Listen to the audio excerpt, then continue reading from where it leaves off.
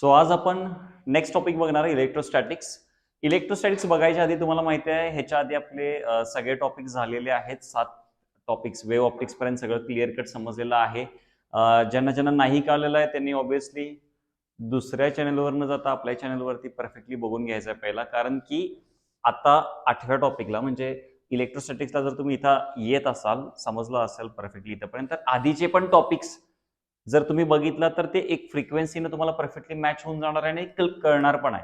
त्यामुळे समजून घ्यायचं आहे की इलेक्ट्रोस्टॅटिक स्टार्ट करत असताना हे लास्ट लेक्चरला मी ऑलरेडी सांगितलेलं आहे, आयसीएस ज्याच्या शेवटी आयसीएस असणार ती मेन ब्रांच असणार आहे फिजिक्सची. मागचा टॉपिक ऑप्टिक्स होता.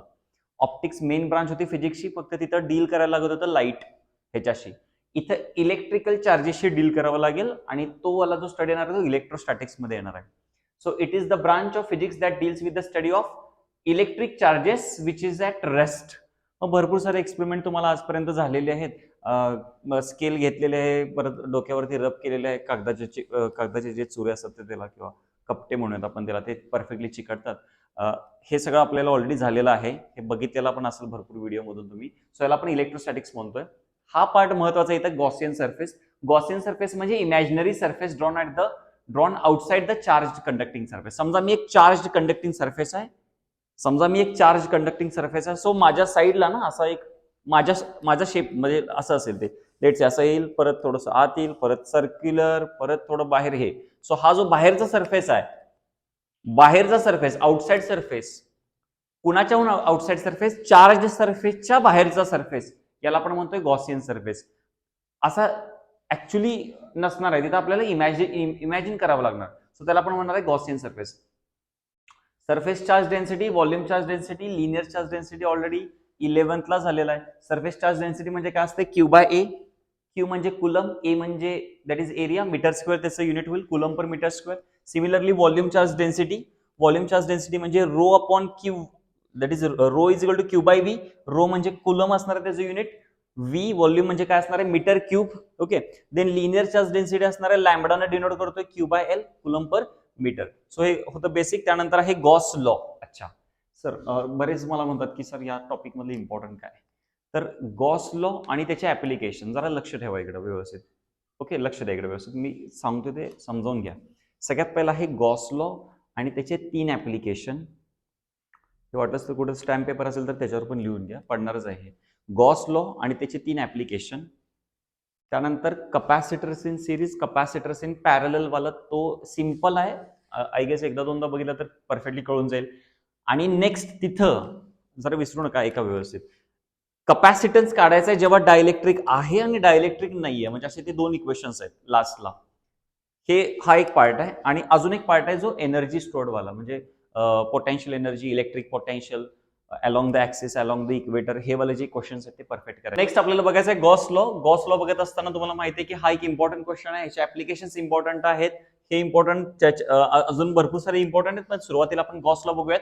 गॉस लॉ म्हणजे काय असणार आहे, the flux of the net electric field over the close surface. The flux of the net electric field over the close surface is equal to 1/ε0 times of charges enclose into the surface. असं म्हणा, 1/ε0 times of charges म्हणा, किंवा divided by ε0 म्हणा, दोन्हीपैकी काही पण म्हणा, पण असं लिहिलं पाहिजे. आणि जे तुम्ही हे एक्सप्रेशन लिहिला, सॉरी जे तुम्ही स्टेटमेंट लिहिला, स्टेटमेंट नंतर मॅथमॅटिकल एक्सप्रेशन आलं पाहिजे, जे की असं असेल, E bar dot D S bar is equal to Q upon ε0. हे वाटतं टॅटो करून घ्या, हे लागणार आहे भरपूर वेळ आपल्याला. So Q is equal to काय असणार आहे, total charge within the surface, charge inside the surface असणार आहे, महत्वाचं आहे. त्यानंतर application of Gauss law. Application of Gauss law 3 आहेत, जरा लक्षात ठेवा. 3 मगाचपासून सांगायला लागलोय, ऍप्लिकेशन्स इम्पॉर्टंट आहेत. सो ऍप्लिकेशन्स मध्ये infinitely long straight wire, infinite plane sheet आणि फॉर्मली चार्ज स्पेरिकल शेल. चला, हे परफेक्ट समजलेले 3 क्वेश्चन. हा जरा एक मिनिट, हा हे जर आता मी सांगितलेलं ना, याचे हे असं म्हणा की तुम्ही ज्या काय म्हणणार त्याला, पण तुम्ही ज्या देवाला मानताय तर तिथं तुम्हाला भटजी वगैरे जे असतात तिथं तुम्ही भविष्यवाणी ऐकायला जाताय. सो तो भविष्यवाणीच सांगायला लागलो. ह्या 3 पैकी ना एक क्वेश्चन फिक्स आहे 2 ते 3 मार्काला. कळा लागलंय का बघा, ही भविष्यवाणीच आहे 2023 ची, येणार आहे पेपरला 27 फेब्रुवारीला कळणार. हे एकतर हे किंवा अजून मी नेक्स्ट सांगणार, ह्यातलं दोन्हीपैकी ह्या 2 सेक्शन्स मधलं एक क्वेश्चन असणार आहे, त्यामुळे व्यवस्थित करायचं आहे ते. So infinitely long straight wire आहे, इन्फानाइट प्लेन शीट आहे आणि युनिफॉर्मली चार्ज स्पेरिकल शेल आहे. ओके, सो नेक्स्ट बघूयात आपण. येस, नेक्स्ट बघूयात. इथं आहे आता फर्स्ट मी परत घेतलेला आहे इन्फानाइटली लॉंग प्लेन वायर. आपण पुन्हा एकदा बघूयात. आता इथं बघा, चेक करा जर. येस, थोडंसं थोडंसं वरती घेतल्यानंतर कळेल आपल्याला. So infinitely long straight wire आहे. ओके, जो टेक्निकल इश्यू दिसतोय, आमची टेक्निकल टीम खूप स्ट्रॉंग आहे, त्यामुळे समजून घ्या. Okay, yes, infinitely plane. Yes yes yes yes, इथं स्ट्रेट वायर, प्लेन शीट आणि spherical shell. Okay, so straight wire, plane sheet आणि स्पेरिकल शेल. सो याच्यामध्ये ना स्ट्रेट वायर मध्ये तुम्हाला दिसायला लागले. चला कॉन्सन्ट्रेट करा परत एकदा. सो एक वायर घेतलेला आहे जी इन्फानेटली लॉंग आहे. त्याच्या भोवतीने एक सिलेंडर घेतलेला आहे. सिलेंडर म्हणजे सिलेंडर पकडू नका, एक चार्ज वायर आहे की तुम्हाला माहिती आहे की मी मगाशी एक चार्ज सरफेस होतो आणि माझ्या बाहेर एक अशी गॉसियन सरफेस होती. गॉसियन सरफेस म्हणजे चार्ज सरफेसच्या आउटसाइड असलेली सरफेस आहे. सेम आहे, एक चार्ज सरफेस आहे जी वायर आहे आणि त्याच्या बाहेर एक गॉसियन सरफेस आहे. गॉसियन म्हणजे हा कुठला सरफेस होईल? गॉसियन सरफेस होईल. त्यानंतर phi is equal to Q upon epsilon naught. Phi is equal to काय असणार आहे? Q upon epsilon naught. E bar dot DS bar. पण A bar dot B bar हे माहितीच पाहिजे आतापर्यंत. ए बार डॉट बी बार काय असते? A B cos theta. तसंच E DS cos theta. Theta 0 झाला की कॉस 0 1. काय राहिलं? E into DS. So phi is equal to integrate, that is the line integral multiple of E bar dot DS bar. परत E बाहेर निघेल, E that is line integral multiple of DS. आता ना जरा लक्षात ठेवा, हे इथंपर्यंत महत्वाचं होतं. आता स्पिअरचं पण सेम करून घ्या. मी सर ह्याच्या पुढे शिकवणार, कधी शिकवणार आहे? जरा थांब, जरा वेळ, जरा वाट बघ पहिला, इथं बघ पहिला. सो ह्याच्यामध्ये पण सेम करायचं आहे. Phi is equal to Q upon epsilon not. परत हे सगळं सेम. ओके, इथेपर्यंत आल्यानंतर चेक करा. ह्याचा जो आता याचा जो स्पेरिकल शेल जो आहे, स्पेरिकल शेलचा जो एरिया असणार आहे तो किती असणार आहे? 4 पाय आर स्क्वेअर. आणि इकडे जो एरिया असणार आहे, याचा जो एरिया असणार आहे तो 2 पाय आर एल असणार. 2 पाय आर एल. सो याच्या ऐवजी इंटिग्रल मल्टिपल ऑफ डीएस बारच्या ऐवजी काय लिहू शकतो आपण? 2 पाय आर एल. आणि इथं काय लिहिणार आहे मी? 4 pi r square. So phi is equal to E into 4 pi r square. Phi is equal to E into 2 pi R L. Equation 2, equation 1. बघा, चेक करा. इक्वेशन 1, इक्वेशन 2 दोन्हीच्या लेफ्ट साइड सेम आहेत, राईट साइड सेम करणार. ही story तुम्हाला सगळ्यांना माहिती असते. दोन्हीच्या लेफ्ट साइड सेम आहेत, राईट साइड सेम करणार. सेम केल्यानंतर मला ई एका साईडला करायचं. बट इलेक्ट्रिक फील्ड साठी काढायला लागलेच इक्वेशन. काय लागलंय का? आपल्याला माहिती पाहिजे की आपण गलीच्या शेवटी कुठेपर्यंत जाणार आहे. गलीच्या त्या टोकाला आपल्याला कोणाला जाऊन भेटायचं हे माहिती पाहिजे. So E is equal to Q upon 2 pi epsilon not R L येणार आहे, कारण की ई एका साईडला करायचं. Similarly E is equal to Q upon 4 pi epsilon not R square येणार. ओके, सो बट इथं आहे बघा, सिग्माचा फॉर्म्युला काय असतो? Q by A. हा माहिती नसेल तर परत 2 मिनिटं आधी जा आणि माझे व्ह्यू वाढव. So sigma is equal to काय आहे इथं? Q by A. So Q is equal to area किती असणार आहे इथं? 4 pi r square. So Q is equal to किती येणार आहे? Sigma into 4 pi r square. So आपल्याला हे पुट करायचं इथं, हे पुट करायचं आहे. ई इज इक्वल टू किती येणार आहे? हे असं काहीतरी येणार आहे. आणि त्यानंतर फायनली येस थोडस ई इज इक्वल टू किती येते तिथं? Sigma R square upon epsilon not R square. Sigma R square upon epsilon not R square. जर condition small R is equal to capital R असेल, कंडिशन काय दिले इथं? Small R is equal to capital R असेल, then sigma is E is equal to काय मिळेल? Sigma upon epsilon naught मिळेल. E is equal to काय मिळेल? Sigma upon epsilon not. जर हा पॉईंट इनसाइड द असेल, आता ऍक्च्युली ना हे क्वेश्चन झालेले आहेत भरपूर वेळा. जर हा पॉईंट इनसाइड असेल तर ई इज इक्वल टू 0 आहे. म्हणजे एक स्पेरिकल शेल आहे, स्पेरिकल शेलच्या हा जो पॉईंट आहे पी तो आत आहे. आत आलं की ई 0 आहे. एमसीक्यूला लक्षात ठेवायचं आहे. इथं पण सेम करायचं, जरा लक्ष द्या इकडे. Q by L. Q by L म्हणजे लॅम्बडा. सो इथं लॅम्बडा टाकलं, ईचा फॉर्म्युला मिळाला lambda upon 2 pi epsilon not R. हे मधलं राहिलं. ओके, हे झालेलं आहे, मधलं राहिलेलं आहे. सो लक्ष द्या इकडे प्लेन शीट आहे इथं. ओके, सो प्लेन शीट मध्ये ना एक प्लेन इन्फानेटली प्लेन शीट आहे. अशी भरपूर मोठी इन्फानेटली प्लेन शीट आहे आणि त्याच्या 2 साईडला असे 2 सिलेंडर आहेत. ओके, सो 2 साईडला 2 सिलेंडर. Infinitely plane sheet. जो प्लेन शीट असणार आहे तो परफेक्टली चार्ज सरफेस असणार आहे. कुठला सरफेस? Charge surface. आणि त्या चार्ज सरफेसला 2 गॉसियन सरफेस दिलेले आहेत. इकडे पण गॉसियन सरफेस आहे, इकडे पण गॉसियन सरफेस आहे. So phi is equal to E A या साईडला, जितका या साईडला आहे तितकाच या साईडला आहे. E A plus E A 2 EA. So sigma is equal to Q by A. सगळ्यांना माहिती आहे सिग्मा इज इक्वल टू काय म्हटलं होतं? Q by A. Q is equal to काय येणार आहे? Sigma A. So Q is equal to sigma A जो आलेला आहे तो इथं परत पुट केला. किती येते? Phi is equal to sigma A upon epsilon naught. काय आले? Phi is equal to sigma A upon epsilon naught. So हे इक्वेशन 1 होतं, हे इक्वेशन 2 आहे. दोन्ही कम्पेअर करा, ईचा फॉर्म्युला फाइंड आउट करा. सो हे 3 भविष्यवाणी होती तुमची 2023. ओके, नेक्स्ट आहे. येस, नेक्स्ट आहे. नेक्स्ट बघत असताना मी परत एकदा सांगतो की हे जे 3 पॉईंट्स होते खूप इम्पॉर्टंट होते आणि लक्षात घ्या, म्हणजे नाही घेतलं तरी चालेल, फक्त आपल्याला जुलैला पेपर द्यायला लागेल. जास्त काय करायला लागत नाही, जुलैचा ऑगस्टला पेपर द्यायला लागेल. काही वेगळं होत नाहीये, कळायला लागले का बघा. तितकं आपण बेअर करतो की आपल्याला करायचं नाही ना, सगळं हातात लावून द्यायला लागलं तरी करायचं नाही. ठीक आहे, काय हरकत नाही, आपण जुलैला पेपर देऊयात.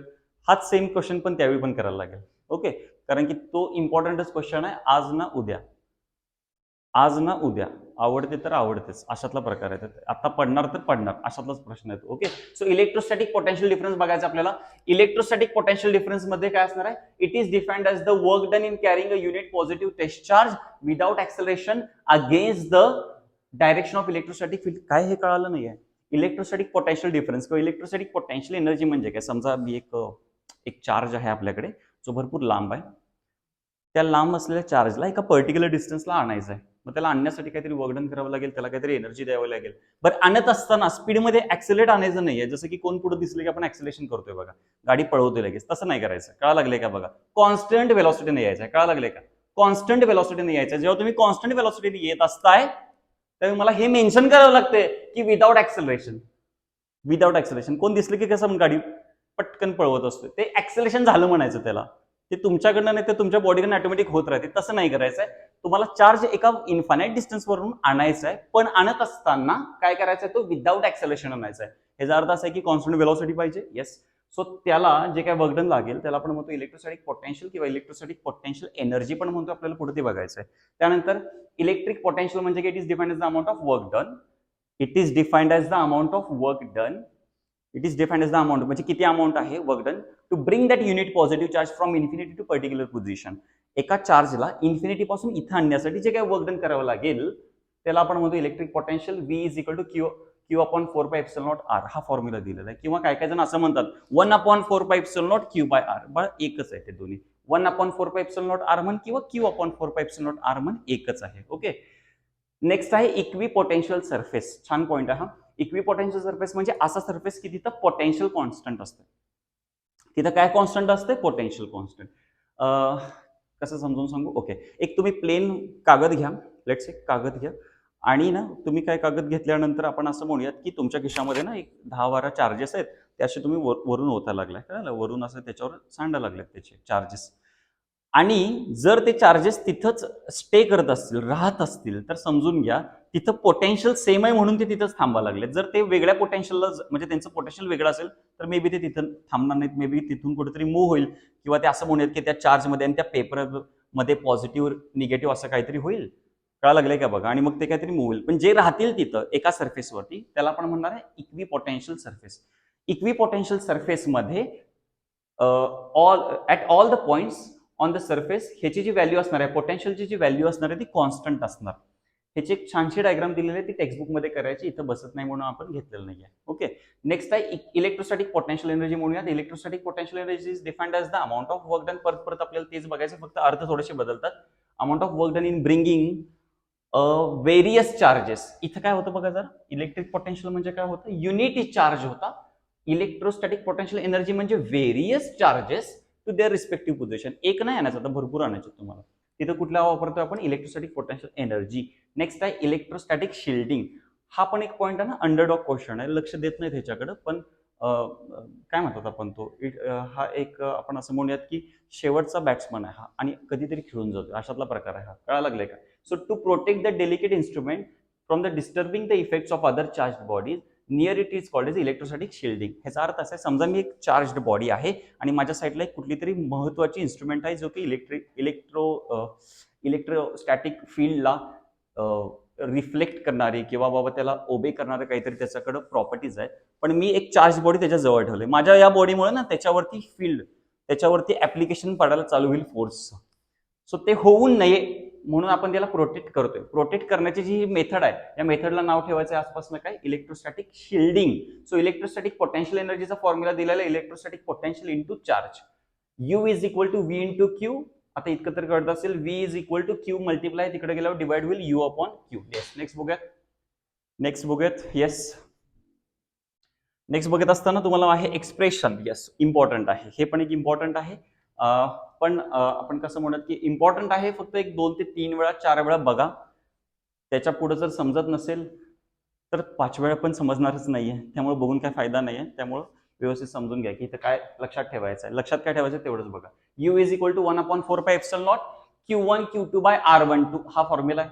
ओके, इथे दिलेला आहे work has to be done against the electrostatic force W3. आता W3 मधनं कुठं आले बरं, 2 ऑलरेडी चार्जेस आहेत तुझ्याकडं. तिसऱ्यावरती वर्क डन करणार मी इन्फिनिटी पासून आणण्यासाठी, जे की असणार आहे 1/4πε0 Q1 bye R13 Q2 bye R23 into Q3 into काय येणार आहे Q3. हे Q3 आत मल्टिप्लाय करायचं इतकं तरी येत असेल. So Q1 Q2 bye R13 Q2 Q3 bye R23 होतंय. असं कधी कधी होतंय, बोलताना चुकतोय माणूस, काय आता. सो Q3 आत गेलं Q1 Q3 bye R13 Q2 Q3 bye R23. So इथं ना आता महत्वाचं जरा लक्ष द्या इकडं. आपण एक अज्युम केलेला आहे आय म्हणजे जो युनिट वेक्टर आहे आय मला तो नाही घ्यायचा, इथं QJ QK करतोय. सो RJK होईल. तो एक इम्पॉर्टंट फॉर्म्युला होता जो की असेल एन चार्जेस साठी. जर 2 चार्जेस असतील तर क्लिअर कट आहे 1/4πε0 Q1 Q2 by R12.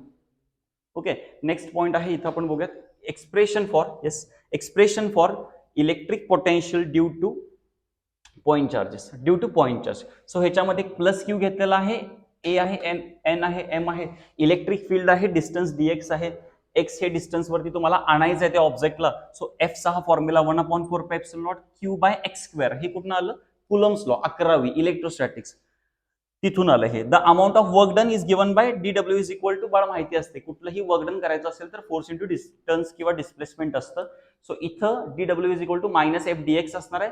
W total काढायचं असेल तर इंटिग्रेशन करावं लागतं, इतकं तरी कळलं असेल. W इज इक्वल टू काय आहे? Integration of minus F DX.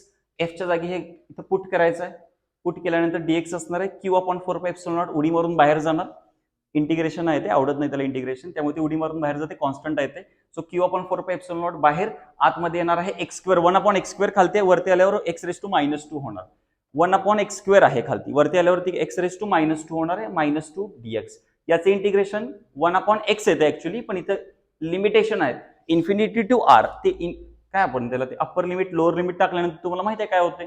So 1/r - 1/∞. बळ 1/∞.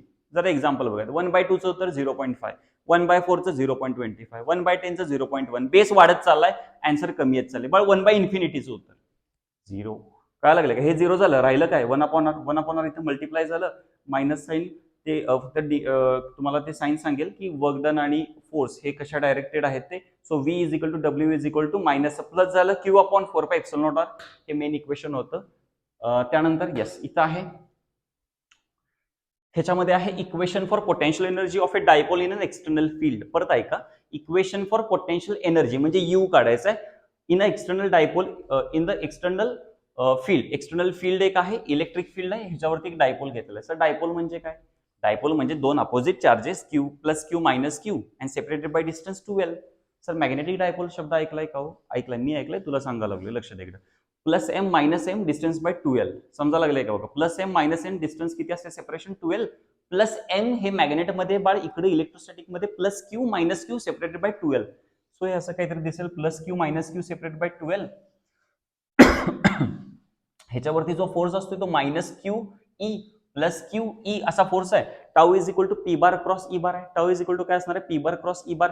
A bar cross B bar जर AB sin θ येत असेल तर P bar cross E bar काय येणार आहे? PE sin θ. वर्क डन जरा लक्ष द्या ना, समजून घ्यायला ना आपण भरपूर गोष्टी चुकतोय. आपलं बरंच पाठ करायला जातो, पाठ करायचं नाही तर समजून घ्या. सपोज एक ब्लॉक आहे इथं, आता बोर्ड तरी ढकलून दाखवू शकत नाहीये मी म्हणजे ह्याच्या व्हिडिओमध्ये, पण एक समजून झाला की एक ब्लॉक आहे, ब्लॉकला मी फोर्स लावतोय. फोर्स लावल्यावरती एक फोर्स लागेल असा आणि त्याचं डिस्प्लेसमेंट होईल. सो सिंपल आहे वर्क डन. पण जर हे जर रोटेट होणार असेल, समजा हा तो magnetic dipole sorry electric dipole आहे, हा जर रोटेट होणार असेल तर हा तरी काही डिस्प्लेस नाही ना होणार, असा नाही ना डिस्प्लेस होणार. असा म्हणजे कसा? लिनियर. आणि असा म्हणजे कसं? अँग्युलर. मग हा असा डिस्प्लेस होतोय म्हणजे कसा? अँग्युलर डिस्प्लेस होतोय.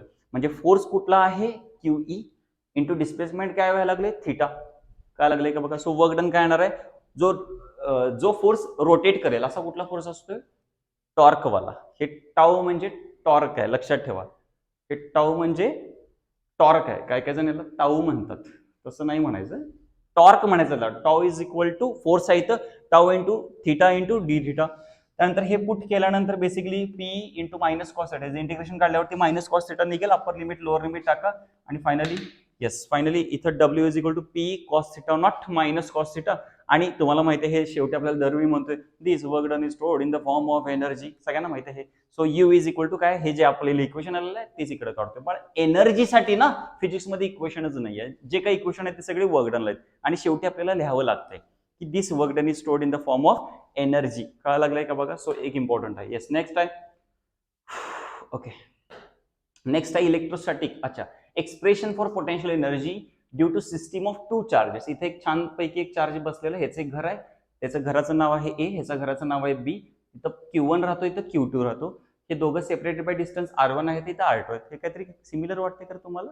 इथं तुम्ही राहता, इथं तुमचं कोणतरी राहतंय, तुम्ही एका डिस्टन्सला आहेत आणि ते एका डिस्टन्सला आहेत आणि तुमच्या दोघांमध्ये एवढे एवढे डिस्टन्स आहे, असं काहीतरी असं ऐकलं नाही? ओके. सो ए आणि बी हे दोन चार्जेस, एका दोन पॉईंट आहेत, Q1 Q2 हे त्याचे दोन चार्जेस आहेत.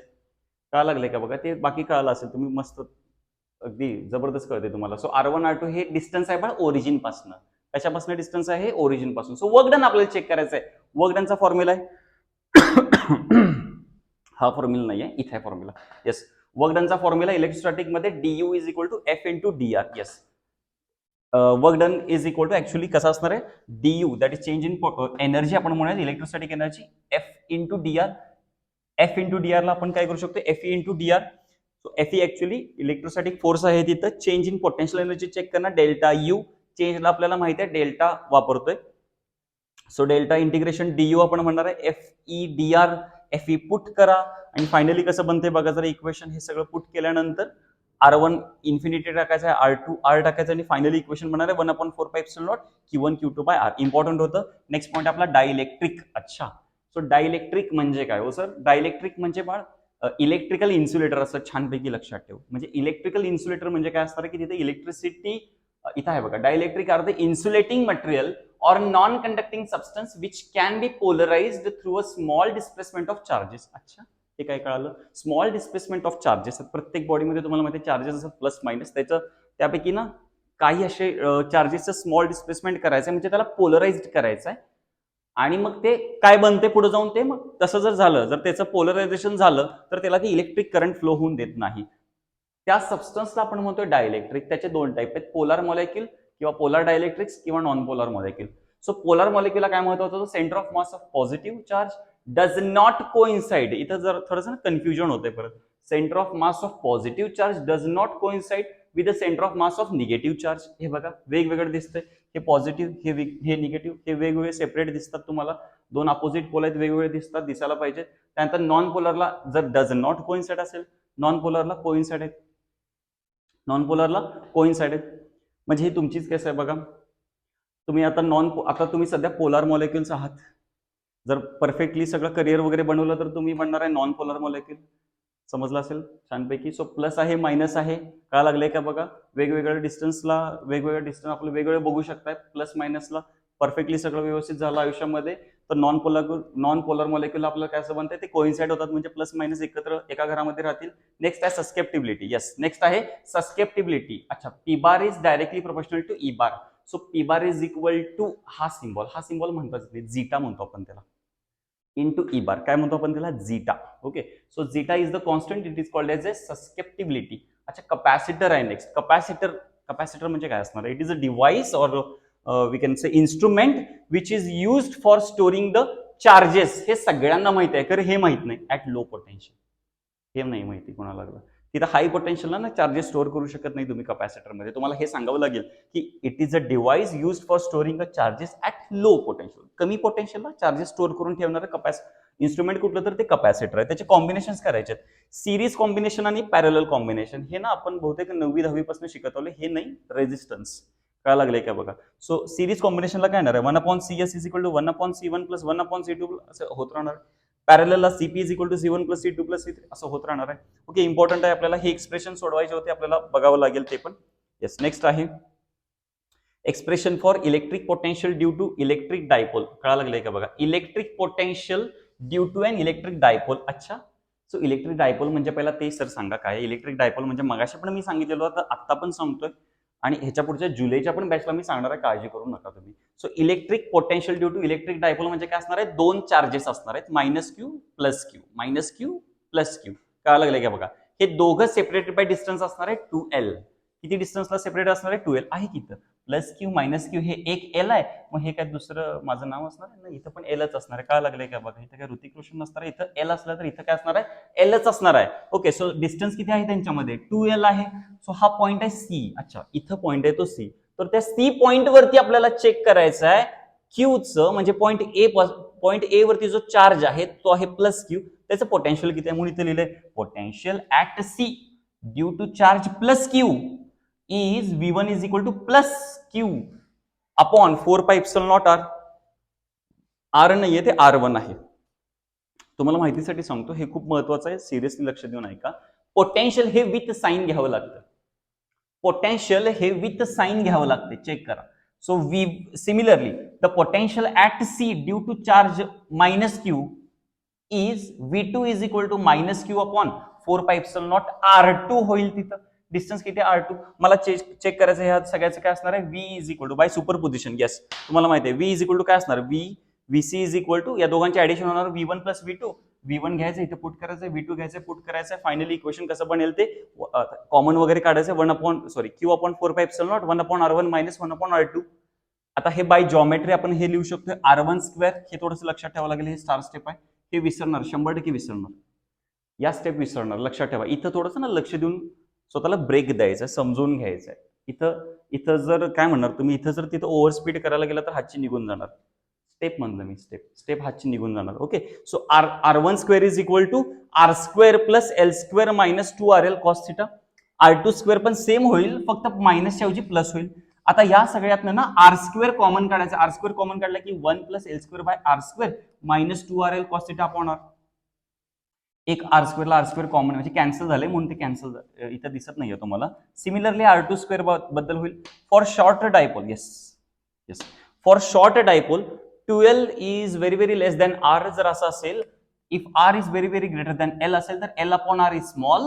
हा जर स्मॉल असेल तर L²/R² निग्लेक्ट करणार. आता हे कसाला विचारू नका, L upon R is small आहे. अरे पण एखादी स्मॉल असेल, त्या स्मॉलचा अजून स्क्वेअर केला तर ते अजून स्मॉल होत आहे, त्याच्यापेक्षा जास्त स्मॉल होत आहे. सो सिमिलरली R1 काय येणार आहे, हे जे स्क्वेअर होतं ते तिकडे जाऊन काय होणार, त्याचं स्क्वेअर रूट निघेल. सो R1² इकडे स्क्वेअर रूट टाकल्यानंतर R² R राहील आणि ह्या सगळ्याचं काय होईल 1/2. परत काय होईल 1/2. परत ह्याला रेसिप्रोकल थोडंसं फिरवलं, 1/R 1/R1 केलं आणि -1/2 असं काहीतरी आलं आणि हे 1/R1 होतं, 1/R2 होतं. हे पिक करायचं दोन्ही आणि वरच्या फॉर्म्युल्यामध्ये पुट करायचं, जे की VC वाला जो फॉर्म्युला आहे तो. सो फायनली इक्वेशन त्याचं सगळं सॉल्व्ह वगैरे केल्यानंतर मिळेल. After solving this equation 1/4πε0 P cos θ upon R² important आहे. वेक्टर फॉर्म मधलं पण इक्वेशन समजावून घ्या.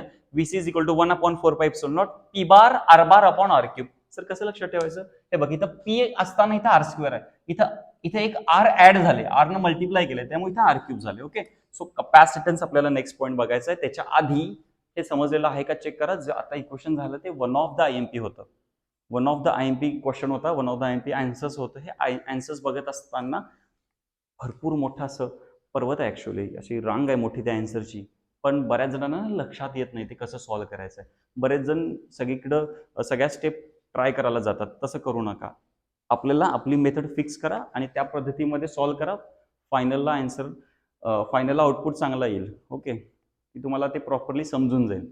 नेक्स्ट आहे capacitance. Capacitance C is equal to Q upon V आहे, युनिट आहे त्याचं फॅरेड. ओके, फॅरेड हे युनिट आहे, त्याचं डायमेन्शन दिलेलं आहे, प्रॉपरली समजून घ्या. कधी कधी MCQ ला येते आणि तुम्ही इकडे तिकडे बघायचा प्रयत्न करताय, त्याला पण येत नसते त्यालाही येत नसते त्यातलं. तुम्ही काहीतरी शेवटी गोळा मारून येणार, तसं नाही चालणार. लक्षात ठेवायचं M-1 L-2 P4 A2 आहे. ओके, त्यानंतर प्रिन्सिपल ऑफ पॅरल प्लेट कपॅसिटर आहे. ओके, सो प्रिन्सिपल ऑफ पॅरल प्लेट कपॅसिटर. अच्छा, कपॅसिटर म्हणजे समजावून घ्या कपॅसिटर काय असतो किंवा कपॅसिटन्स काय असतो. एखादा, आता इथंच दाखवतो, दोन कंडक्टर्स असतात, ते दोन कंडक्टर्स असतात ज्याच्यावरती चार्जेस दिलेले आहेत प्लस प्लस प्लस प्लस आतल्या साईडला, त्याच्या आतल्या साईडला होईल मायनस मायनस, त्याच्या बाहेर होईल प्लस प्लस प्लस. सो हे फर्स्ट आहे. आणि मी काय करतोय की सेकंड जी प्लेट आहे त्याला अर्थिंग करतोय. हा सिम्बॉल अर्थिंगचा आहे, हा सिम्बॉल कुठला आहे, अर्थिंगचा आहे. सो अर्थिंग केल्यानंतर, येस, अर्थिंग केल्यानंतर मी मगाशी म्हटलं होतं आमची ही वाली टीम खूप चांगली आहे, त्यामुळे त्यांनी लगेच झूम करून दाखवलेला आहे. ओके, सो हा जो सिम्बॉल आहे प्लसवाला, हा प्लसवाला जो सिम्बॉल आहे ह्याचा अर्थिंग केलेला आहे. अर्थिंग केल्यावरती हे जे प्लसवाले होते हे सगळे जमिनीत गेले, अर्थिंग केले. अर्थिंग केल्यामुळे काय होईल की तिथं पोटेन्शियल कमी होईल. काय ऐकलं? अर्थिंग केल्यावरती पोटेन्शियल कमी होईल. कमी होईल, पोटेन्शियल कमी होईल. पोटेन्शियल जर कमी झालं तर C is equal to Q upon V formula दिलेला आहे तुम्हाला. सी इज इक्वल टू काय आहे? Q upon V. पोटेन्शियल कमी म्हणजे व्ही कमी झालं की सी वाढणार, इतकं तरी कळत असेल. बेस कमी झाला तर हे उत्तर वाढणार आहे. ओके, सो सिमिलरली म्हणजे सेकंड केसमध्ये C2 is greater than C1. So कपॅसिटन्सचा सिम्बॉल एक दिलेला आहे, तुमची काळजी केलेली आहे इथं भरपूर. ओके, सो कपॅसिटन्सचा सिम्बॉल पण दिलेला व्यवस्थित लक्षात ठेवा. ओके, नेक्स्ट पॉईंट आपण बघूयात. येस, नेक्स्ट आहे expression for energy stored in capacitor. Yes, expression for काय आहे? Energy stored in capacitor. आणि आय गेस हे एक 2 मार्कांसाठी इक्वेशन लक्षात ठेवा. 2 मार्कांसाठी. अच्छा, हे वाला मी मगाशी म्हणत होतो, हे इम्पॉर्टंट होतं. Expression for energy stored in capacitor. C is equal to Q upon V सगळ्यांना माहिती आहे. DW is equal to V into D Q. V into D Q. अच्छा, सो व्ही इकडे घेतो, सी इकडे घेतो, व्ही इकडे घेतो, सी इकडे घेतो, क्यू बाय सी होणार. व्ही इज इक्वल टू काय होणार? Q by C. Q by C इथं पुट केलं, डी क्यू तसंच. सो टोटल वर्कडन काय होणार? ह्या सगळ्यांचं इंटिग्रेशन इतकं आपल्याला माहिती आहे. डब्ल्यू इज इक्वल टू काय होणार? Integration of this. So integration of 0 to Q, Q upon C D Q. So 1 upon C बाहेर, ह्याचं इंटिग्रेशन होणार आहे Q square by 2. Q square by 2 upper limit टाक, लोअर लिमिट टाक, final equation कसं बनेल? 1/2 Q square by C. This work done is stored. हे काय तुम्हाला माहिती आहे, ते झाले आता भरपूर वेळा रिपीट झाले की एनर्जीसाठी ना पूर्ण फिजिक्समध्ये एक्सप्रेशनच नाही आहे. आपल्याला जे काही एक्सप्रेशन आहे ते सगळे वर्कडनचे आहेत. त्यामुळे आपण शेवटी लिहितोय की this work done is stored in the form of energy आणि परत आयाचं छापतोय ते. So 1/2 Q square by C किंवा 1/2 सी व्ही स्क्वेअर किंवा 1/2 क्यू व्ही. हे कसं आलेलं आहे equation? Q is equal to C upon V put कर, हे दोन्ही इक्वेशन्स मिळून जाते.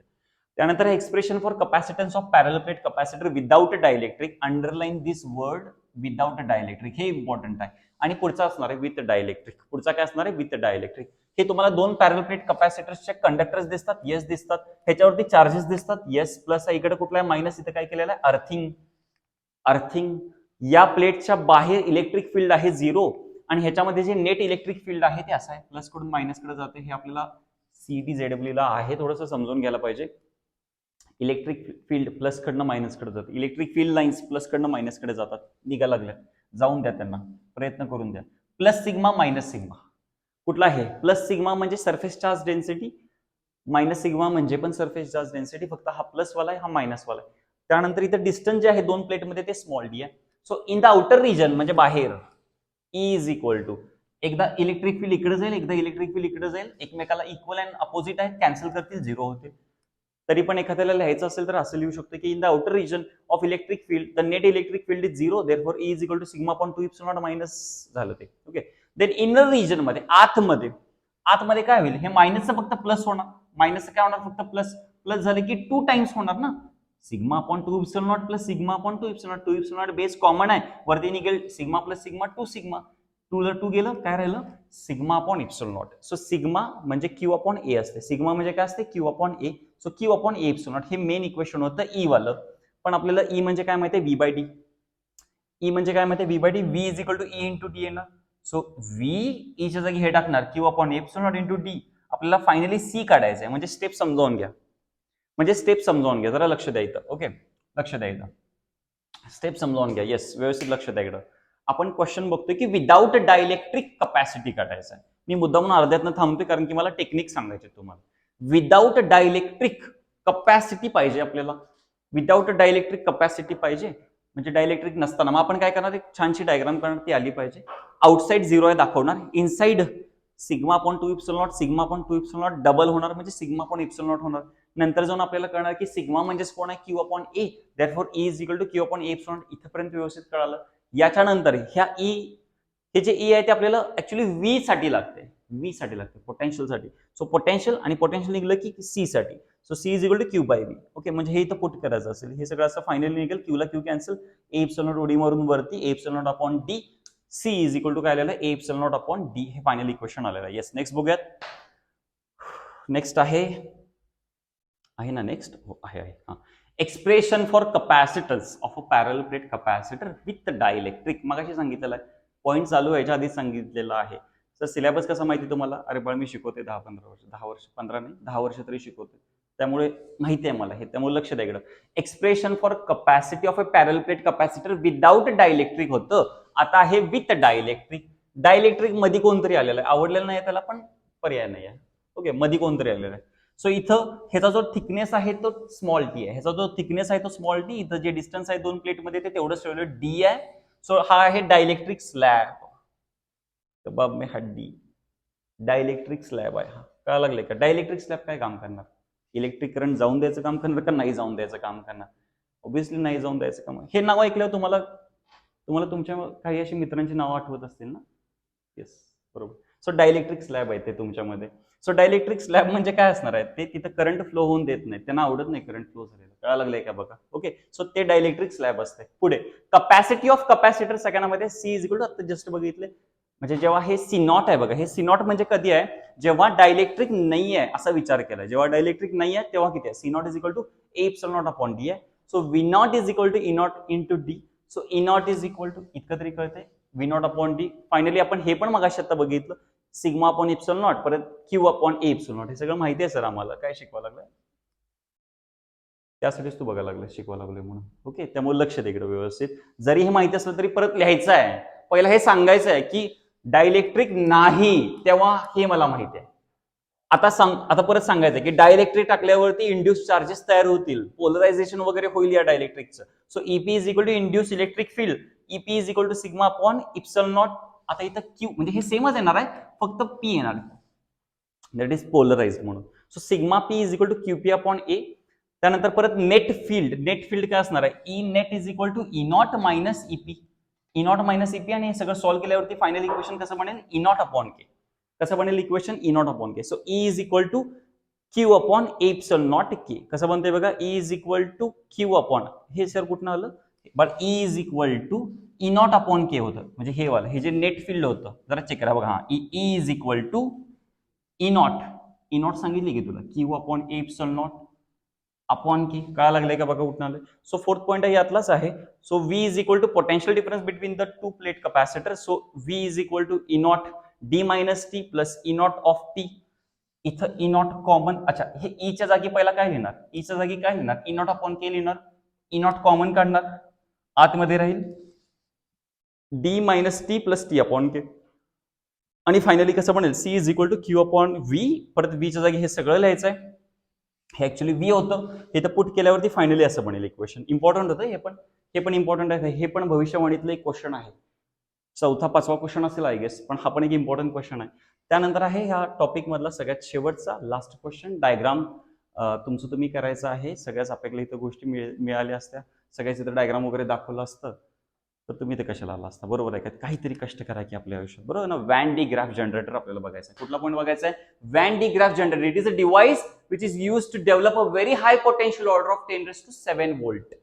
म्हणजे हे एक असं डिव्हाइस आहे की ते व्होल्टेज एकदम हाय पोटेन्शियल तयार करते 10⁻⁷.